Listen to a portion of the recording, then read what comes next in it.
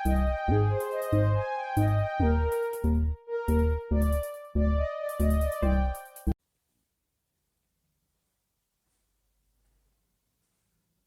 Everyone, once again very warm welcome in my video. आप सबका स्वागत है। I am Dhananjay from Dhananjay classes Aligarh. जैसा कि आप सभी लोग जानते हैं, आजकल मेरा डिस्कशन चल रहा है इलेक्ट्रोकेमिस्ट्री को लेकर, वैद्युत रसायन को लेकर। और जो मेरे रेगुलर व्यूअर्स हैं उन्हें नॉलेज है कि हमारा डिस्कशन आजकल cell, types of cell, electrode और टाइप्स ऑफ इलेक्ट्रोड के बारे में हो चुका है। आप लोगों के काफी कमेंट्स आ रहे हैं, काफी सारे लोग मुझे सराह रहे हैं, कई सारे लोग मुझे सजेशंस दे रहे हैं। तो सबसे पहले thank you very much for responding a lot. इन सब कमेंट्स के लिए आप सबका मैं तहे दिल से शुक्रगुजार हूं। कोशिश करता हूं आप सबके कमेंट्स के आंसर देता रहूं, लेकिन कई बार व्यस्तता के कारण नहीं दे पाता। लेकिन कुछ दिन बाद निश्चित रूप से आपको कमेंट्स के आंसर्स दूंगा। आइए तो आज के इस वीडियो में स्टार्ट करता हूं एक और नए आर्टिकल को लेकर, और उस आर्टिकल का नाम है how to calculate the standard electrode potential of any metal. किसी धातु के मानक इलेक्ट्रोड विभव की गणना कैसे की जाती है। तो आज हमारे इस वीडियो का एम यही है। तो जो बॉयज और गर्ल्स ये कहते हैं sir we are little bit confuse to take how to calculate the electrode potential of metal, I will try my best in this video that I could explain all the toughness of this article in very easy words. तो आइए, कोशिश रहेगी मेरी आपके साथ। तो उसके लिए एक एग्जाम्पल ले लेते हैं, और एग्जाम्पल में suppose we are taking the zinc metal. Means यदि हमें जिंक धातु का मानक इलेक्ट्रोड विभव निकालना है तो हम कैसे निकालें, क्या करें। तो सबसे पहले हम क्या करते हैं, जिस भी धातु का मानक अपचयन विभव निकालना है, सबसे पहले उसका एक अर्ध सेल बना लीजिए। तो आइए सबसे पहले जिंक का अर्ध सेल बना लेते हैं।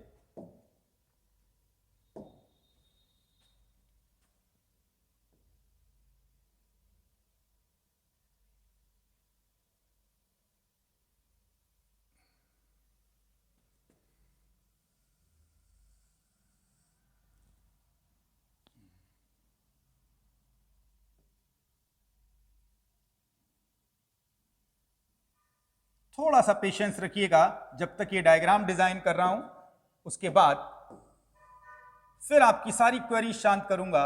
जो भी क्वेरीज आपने by the help of comment मेरे से डिस्कस की हैं, बाय द हेल्प ऑफ अपने व्यूज के आधार पर मुझसे डिस्कशन की हैं। तो आइए पहले जिंक इलेक्ट्रोड को डिजाइन कर लेते हैं जल्दी से।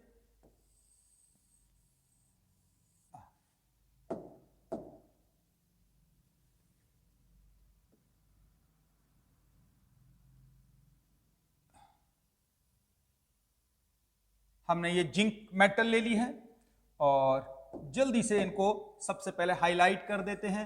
For your knowledge, this is zinc and in it the zinc sulphate solution is filled. You are getting here zinc sulfate solution.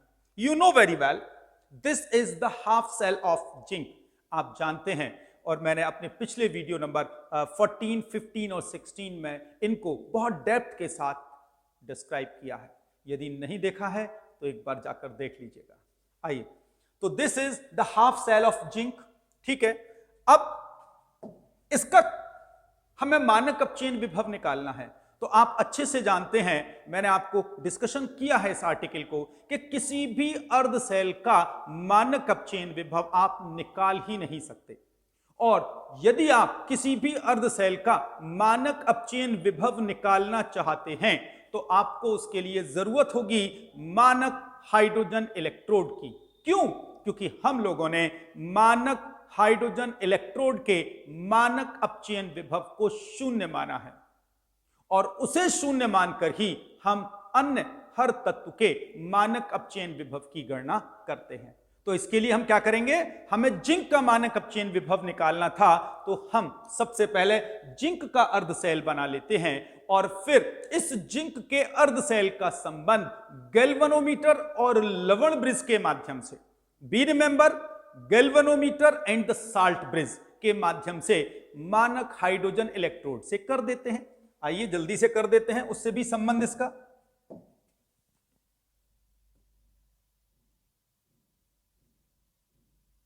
थोड़ा सा पेशेंस रखिएगा जब तक डायग्राम डिजाइन कर रहा हूं। उम्मीद करता हूं डायग्राम डिजाइन होने के बाद आपकी सारी क्वेरीज जितनी भी ब्रेन में डेवलप हो रही है शांत हो जाएंगी।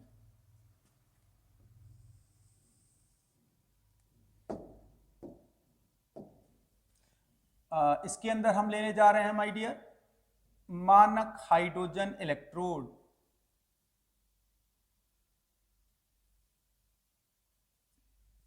थोड़ा सा धैर्य। मानक हाइड्रोजन इलेक्ट्रोड क्या होता है, कैसे काम करता है, इसका डिस्कशन आपसे पिछले वीडियोस में कर चुका हूं। यदि नए व्यूअर्स हैं तो रिक्वेस्ट जाकर उन वीडियोस को देखिए और मानक हाइड्रोजन इलेक्ट्रोड क्या होता है समझ लीजिए। और यदि मेरे ओल्ड व्यूअर्स हैं, पुराने व्यूअर्स हैं, तो बहुत अच्छे से जानते होंगे कि मानक इलेक्ट्रोड विभव में, मानक हाइड्रोजन इलेक्ट्रोड में हम जिस इलेक्ट्रोड का इस्तेमाल करते हैं वो माय डियर प्लेटिनम होता है और उस पर हम प्लेटिनम ब्लैक की परत चढ़ा देते हैं। उम्मीद you are getting my point. और अब तक आपकी मेमोरी रिकॉल भी हो गई होगी। ठीक फ्रेंड्स, तो ये हमने मानक हाइड्रोजन इलेक्ट्रोड बना दिया है और इसका संबंध अब हम करने जा रहे हैं किससे, गैल्वेनोमीटर से। गैल्वेनोमीटर बहुत अच्छे से जानते हैं, गैल्वेनोमीटर मतलब विभव मापी। तो हमने सबसे पहले जिंक का अर्धसेल बना दिया, यानी जिंक को जिंक सल्फेट के सॉल्यूशन में सिंक किया। फिर हमने इस अर्धसेल यानी जिंक के अर्धसेल का संबंध मानक हाइड्रोजन इलेक्ट्रोड से कर दिया, लेकिन अभी इन दोनों के बीच लवण ब्रिज नहीं लगाया है। तो आइए जल्दी से इसमें लवण ब्रिज और कनेक्ट कर देते हैं जिससे ये सेल कंप्लीट हो जाए और ये परिपथ हमारा पूरा हो जाए।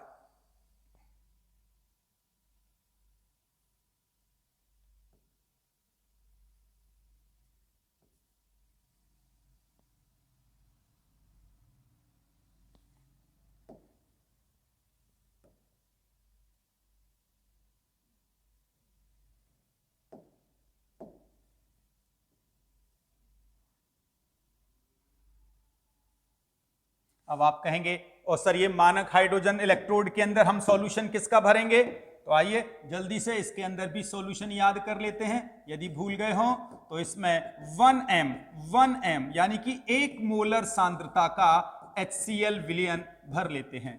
क्या है, 1m HCl। यदि भूले नहीं होंगे तो वापस याद होगा, हमने इसमें हाइड्रोजन गैस पास आउट की थी और ये कौन सा था आपका, platinum black. Is that clear. और ये सारा एपरेटस किस पे तैयार किया जाता है, 25 डिग्री सेल्सियस ताप और 1 वायुमंडल दाब पर। आपको याद होगा जब हमने मानक हाइड्रोजन इलेक्ट्रोड की डेफिनेशन पढ़ी थी तो उसमें क्लियरली इस चीज को मेंशन किया गया था कि जब 25 डिग्री सेल्सियस ताप व 1 वायुमंडल दाब पर प्लेटिनम धातु की छड़ जिस पर प्लेटिनम ब्लैक की परत चढ़ी होती है को 1 मोलर सांद्रता वाले अम्लीय विलयन में डुबोया जाता है और उस पर हाइड्रोजन गैस प्रवाहित की जाती है, तो यह हाइड्रोजन उस प्लेटिनम ब्लैक की परत पर अधिशोषित हो जाती है और एक ठोस सतह की भांति कार्य करने लगती है। इस प्रकार प्राप्त इलेक्ट्रोड को माय डियर्स मैंने अपने पिछले वीडियो में बताया था मानक हाइड्रोजन इलेक्ट्रोड, और उसमें भी आपको एक्सप्लेन किया था कि इसके विभव को सदैव शून्य माना गया है। याद आ गया होगा उम्मीद है। तो इस प्रकार अब ये हमारा बिल्कुल एपरेटस तैयार है। हमने जिंक का अर्धसेल मानक हाइड्रोजन इलेक्ट्रोड के साथ जोड़ दिया है। इसमें कंडीशंस नंबर यानी नोट नंबर, कौन कौन से नोट याद रखने हैं एक एक करके हाईलाइट कर रहा हूं। Note number first, temperature,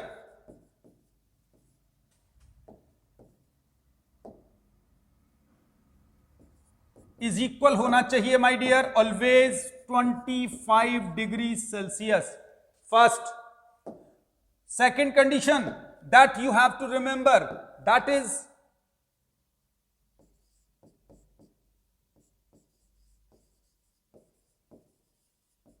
atmosphere pressure. It should be 1 atm. हमेशा याद रखना है। And the last one condition that you have to remember, I will say, the solution of zinc sulfate should be 1m, यानी कि both solution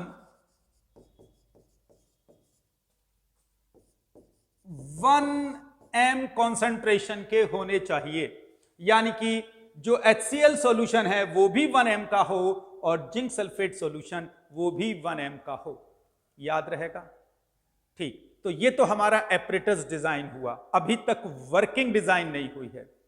अब यदि आपको electrochemical series याद है तो आप अच्छे से जानते हैं जिंक का प्लेसमेंट हाइड्रोजन से अबव है। Means zinc is more reactive in comparison to the hydrogen, means zinc have a tendency to lose electron in comparison to the hydrogen. यदि आपने विद्युत रासायनिक श्रेणी को अच्छे से याद किया है तो आप अच्छे से जानते हैं कि हाइड्रोजन का स्थान जिंक से नीचे है, या यूं कहिए जिंक का स्थान हाइड्रोजन से ऊपर है। इसलिए जिंक की इलेक्ट्रॉन त्यागने की प्रवृत्ति हाइड्रोजन की तुलना में ज्यादा होगी। इसीलिए इस सेल के अंदर जिंक किस तरह कार्य करेगा? एनोड की तरह, यानी it will behave like a anode, लिख देते हैं, और ये बिहेव करेगा लाइक ए कैथोड, क्योंकि डैनियल सेल में मैंने बताया था जो ऋण ध्रुव होता है वो हमेशा एनोड होता है और जो धन ध्रुव होता है वो हमेशा कैथोड होता है। तो अब यदि हम जिंक पर होने वाली रिएक्शन पर ध्यान दें, जिंक इलेक्ट्रोड पर, यानी कि एनोड, और एनोड कौन सा है? जिंक मेटल, और उस पर रिएक्शन क्या हो रही है माय डियर? यदि भूले ना हो तो रिएक्शन हो रही है Zn+2 दे रहा है और 2 इलेक्ट्रॉन। यहां जिंक सॉल्यूशन में जिंक आयन दे रहा है और 2 इलेक्ट्रॉन, यानी कि जिंक आयन सॉल्यूशन में आ गए और इलेक्ट्रॉन इस डायरेक्शन में मूव कर रहे हैं। अब माय डियर, इलेक्ट्रॉन इस प्रकार जिंक से होते हुए गैल्वेनोमीटर से होते हुए इसमें आ गए, यानी कि flow of electron in this cell will be towards zinc to hydrogen in outside the circuit, परपथ में ऊपर से। और फिजिक्स जानते हैं तो आप अच्छे से जानते हैं कि इलेक्ट्रॉन के प्रवाह के विपरीत ही सदैव विद्युत धारा प्रवाहित होती है। यानी इस सेल में यदि मैं विद्युत धारा की बात करूं तो विद्युत धारा यानी कि इलेक्ट्रिक करंट वो आपको इस डायरेक्शन में पास होता हुआ नजर आएगा एबव द सर्किट। यहां तक ठीक है? अब ये सर्किट तैयार है, इलेक्ट्रॉन ट्रांसफर होने लगे हैं, विद्युत धारा इसमें गुजरने लगी है। अब गैल्वेनोमीटर में विभव चेक करिए, गैल्वेनोमीटर में विभव क्या आ रहा है। अब आप कहेंगे सर आपने जिंक इलेक्ट्रोड के बारे में तो रिएक्शंस शो कर दी, क्या हो रही है हाइड्रोजन इलेक्ट्रोड पे क्या हो रहा है सर? तो आइए पहले हाइड्रोजन इलेक्ट्रोड ही डिजाइन कर देता हूं आपके लिए, यानी कि कैथोड। और ये कैथोड किसका है अब आपके लिए? यह है हाइड्रोजन इलेक्ट्रोड। ठीक है, और इस पर रिएक्शन क्या होगी माय डियर, यहां पर अब आप देखिएगा एनोड पर हमेशा ऑक्सीडेशन होता था, you can see you are getting oxidation. लिख लीजिए यदि आपको कंफ्यूजन हो तो, ऑक्सीडेशन है। और अब यहां क्या देखेंगे आप, यहां पर इलेक्ट्रॉन ट्रांसफर हो गए हाइड्रोजन इलेक्ट्रोड पर जाकर और हाइड्रोजन गैस मुक्त हो गई मानक हाइड्रोजन इलेक्ट्रोड पर। और इस पर कौन सी रिएक्शन हुई है, ये रिडक्शन। रिडक्शन मींस अपचयन और ऑक्सीडेशन मींस अच्छे से जानते हैं आप ऑक्सीकरण। क्लियर है माय डियर्स। तो इस प्रकार जिंक से इलेक्ट्रॉन निकलकर गैल्वेनोमीटर से होते हुए हाइड्रोजन इलेक्ट्रोड पर गए, यहां हाइड्रोजन आयन इलेक्ट्रॉन एक्सेप्ट करके हाइड्रोजन में रिड्यूस हो गए, यानी कि फ्लो ऑफ इलेक्ट्रॉन इस प्रकार से हुआ, लेकिन flow of electricity opposite to the flow of electron हो गया। ठीक, इस समय गैल्वेनोमीटर में जो विभव आए, इस समय गैल्वेनोमीटर में जो विभव आए वो नाप लीजिए। मैं बता देता हूं आपको, आई नो वेरी वेल, ये मान आएगा आपका इलेक्ट्रोड विभव,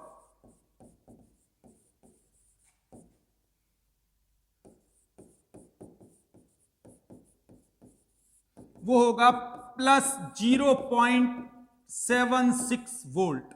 बहुत ध्यान से मुझे सुनना, क्योंकि अभी आप कंफ्यूज हो जाएंगे। ये वैल्यू आएगी ये 0.76 वोल्ट। तो आप कहेंगे तो सर ये जिंक का इलेक्ट्रोड विभव हो गया? नहीं, this is the reading of galvanometer और now we have to calculate the reading of cell. अभी हमें सेल का विभव ज्ञात करना है और सेल का विभव ज्ञात करने का फॉर्मूला आप अच्छे से जानते हैं। ई सेल बराबर होता है ई कैथोड माइनस ई एनोड। उम्मीद है मेमोरी रिकॉल हो गई होगी आप सबकी। अब इन सब की वैल्यू लगा दीजिए। वैल्यू क्या है यहां, कैथोड, कैथोड क्या है यहां पर, you can C cathode is hydrogen, और हाइड्रोजन के मानक इलेक्ट्रोड विभव को पहले भी कहा है सदैव शून्य माना जाता है। तो आप देख सकते हैं कैथोड हाइड्रोजन है यहां और हाइड्रोजन के इलेक्ट्रोड विभव को शून्य माना जाता है। तो जल्दी से इसे पुट कर दीजिए इसमें, यानी कि 0 हो गई माइनस। और एनोड का जो पोटेंशियल आया है व्हाट इज दिस, वो आपको मैंने बता दिया। गैल्वेनोमीटर की जो रीडिंग आई है वो है 0.76 माइनस 0.76। अब आप इसे सॉल्व कर लीजिए। मैथमेटिक्स में आप मुझसे ज्यादा होशियार हैं, जल्दी से सॉल्व करेंगे। You will get minus 0.76 volt. Is that clear? तो यही है इस सेल का, यानी कि इस जिंक के मानक अपचयन विभव की वैल्यू। सीख गए? तो कैसे कैलकुलेट करते हैं। तो आज के बाद यदि आपको कोई भी पूछे कि भाई हमें किसी धातु का मानक अपचयन विभव या इलेक्ट्रोड पोटेंशियल निकालना है, हाउ वी कैन कैलकुलेट, तो सिंपली आप क्या करेंगे, उस धातु का सबसे पहले अर्ध सेल बनाएंगे और उसे गैल्वेनोमीटर और लवण ब्रिज के माध्यम से मानक हाइड्रोजन इलेक्ट्रोड से जोड़ देंगे। जोड़ने के बाद आप देखेंगे कि गैल्वेनोमीटर के अंदर विभव कितना आया है, उसको नोट कर लेंगे। उसके बाद सेल की इलेक्ट्रोड विभव निकालने वाले फॉर्मूले में इसे रख देंगे। सेल का इलेक्ट्रोड विभव निकालने का फॉर्मूला होता है ई कैथोड माइनस ई एनोड। अब आपको देखना होगा उस सेल में कि कैथोड कौन सा इलेक्ट्रोड है और एनोड कौन सा इलेक्ट्रोड है। क्योंकि जिंक इसमें मोर रिएक्टिव है, इसलिए सदैव जिंक एनोड होगा और कैथोड हमेशा हाइड्रोजन होगा। मैंने जल्दी से कैथोड की वैल्यू 0, क्योंकि मानक हाइड्रोजन इलेक्ट्रोड की वैल्यू हमेशा 0 रहती है, और एनोड की वैल्यू जो हमने गैल्वेनोमीटर से नापी थी दैट इज 0.76 वोल्ट, इसको पुट कर दिया and finally we are getting the electrode potential of zinc. I hope so आपने इन सबको समझ लिया होगा। तो आज अपनी वाणी को यहीं विराम दूंगा। अगले वीडियो में एक नए आर्टिकल के साथ फिर आपसे जुड़ूंगा। इस वीडियो को देखने के लिए बहुत बहुत शुक्रिया। Thank you very much. नमस्कार।